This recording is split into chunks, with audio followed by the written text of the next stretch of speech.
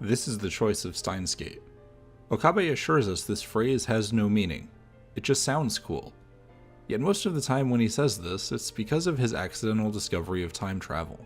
So when Okabe tells us this phrase has no meaning, he's completely wrong. No matter what, Okabe will accidentally discover time travel, and no matter what, he'll have to experience the hellish fallout that will follow. That is the choice of Steins Gate, and for him, it means everything. To rephrase, the choice of Steins Gate is literally narrative causality. In most other choice-based narratives, this phrase would be the marker of player agency, but in Steins Gate, this phrase tells us that we the player have none. Okabe will do things outside of our control most of the time, and we're simply along for the ride. What makes Steins Gate rather unique in the choice-based narrative space, especially for a commercial game, is how it presents us with choices. In spite of using a variation of the standard visual novel interface, the game doesn't use the stereotypical menu of possible dialogue options. Instead, it has a cell phone. The cell phone is not just the interface for making choices. There are certain scenes and conversations that will use it regardless of player input. It also happens to be one of the keys to time travel and altering the past. By this logic, one of the first things to happen in Steins Gate is an email being accidentally sent to the past, and thus leading to the rest of the game. The contents of these emails are never something we directly pick, but, at least in the latter half of the game, we are allowed to pick whether or not to send them. These moments also happen to be the only choices that the game goes out of its way to mark, and, even then, it makes sense from a narrative context. Okabe knows the power of hitting the send button by that point, and it's a nice bit of characterization in addition to being a choice. Before talking about the rest of Steins Gate's choices, it's important to understand our protagonist and point of view character. Okabe Rintaro is a rather interesting one in large part because of how well defined he is. He's abrasive as hell at the beginning of the game, and eccentric to a ridiculous degree. Even his friends are at least a little sick of it. That said, in the prologue we do get an idea of who he is beneath his performance, if only just.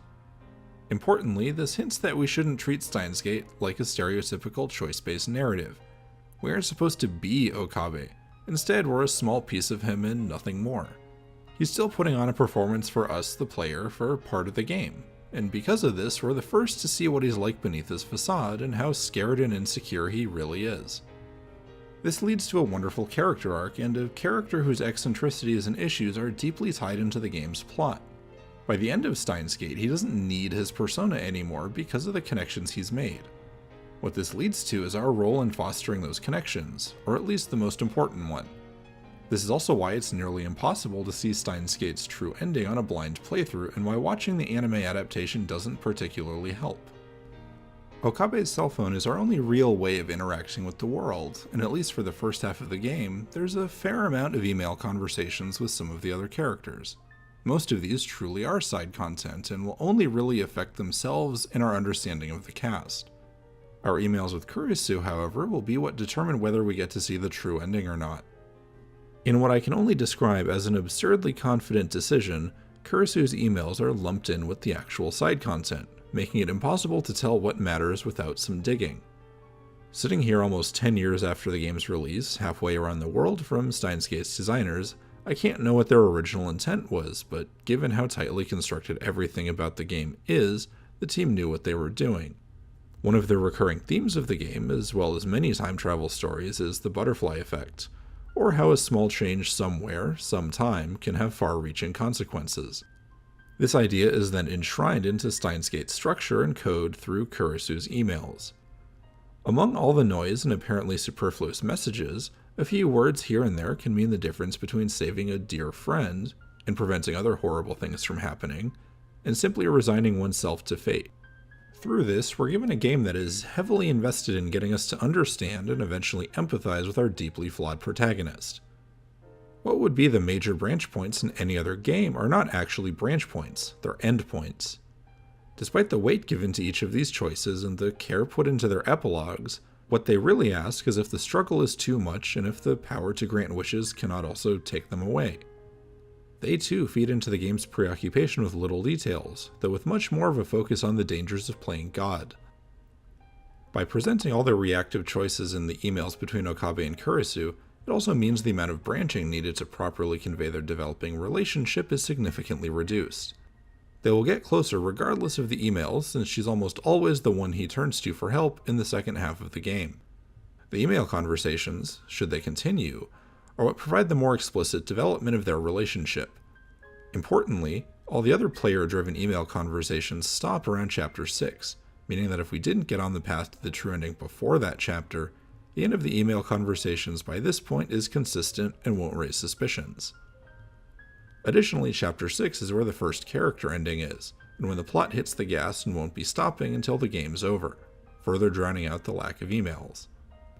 The tone of Kurisu's emails shifts noticeably over the course of Steins Gate. The first email conversation that puts us on the path for the true ending actually takes a while for the flag to be tripped, and there are plenty of ways of closing the path off.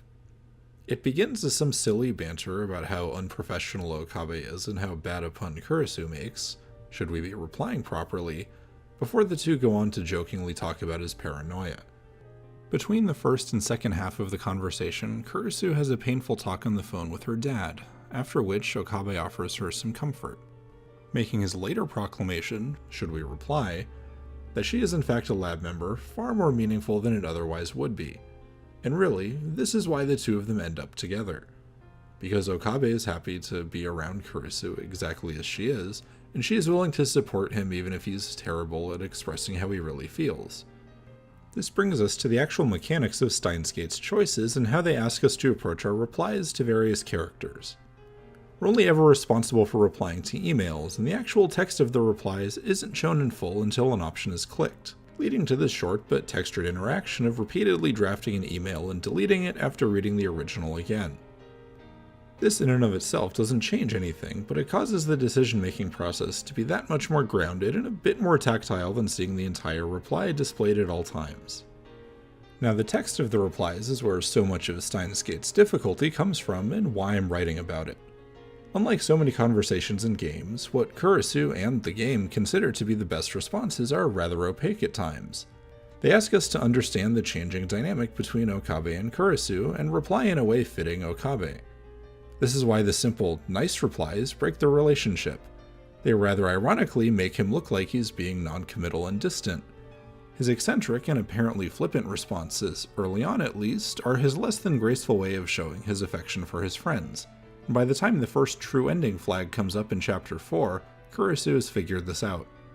As Okabe and Kurisu's relationship progresses, his replies that maintain it become more obvious as he sinks deeper into despair and Kurisu's support becomes a lifeline. I should also point out that all of the emails, Kurisu's included, that allow for player-chosen responses are initiated by the other characters. Okabe may send emails to the rest of the cast, but the only ones we have any control over are the ones where the other character starts the conversation. Again, we're playing the piece of him that wants to foster his relationships, and again, to strengthen his and Kurisu's connection, we need to understand at least a little of what his facade is covering up. In this way, Steins Gate asks what it means to play from a character's point of view, and answers it by saying that it's not always the player's job to fully exist in the world. Sometimes it's the player's job to listen and empathize with flawed and broken people. Sometimes what looks important isn't. Sometimes it's the little things people do or say that have the largest effect. It's what Okabe at first unknowingly gives Kurisu that pushes her to support him through the time leaps, a place where she doesn't have to hide parts of herself, even if it takes her most of Steins Gate's runtime to accept that. In turn, she is the character who challenges Okabe the most over the course of the story, and by the end shows him he doesn't need his performance to connect with other people. While this is conveyed in the last two chapters, that the path to the true ending begins with Okabe simply telling Kurisu that she does in fact belong in the lab, should serve as a reminder that the small acts of kindness can sometimes be the most profound. I want to end this by returning to the point about how Steins Gate builds its themes and goals into the game itself. Even though all these changes in plot are likely handled by Boolean flags, all the presentation work surrounding them is what truly shines, with the in-game fun being the culmination of that work. Steins Gate may not be a technical marvel, but it does explore its themes in a satisfying way both in the writing and in its construction as a game. There doesn't always need to be an accurate or elaborate model behind the scenes. Much like the story in Steins Gate, the small things can often be the greatest points of divergence.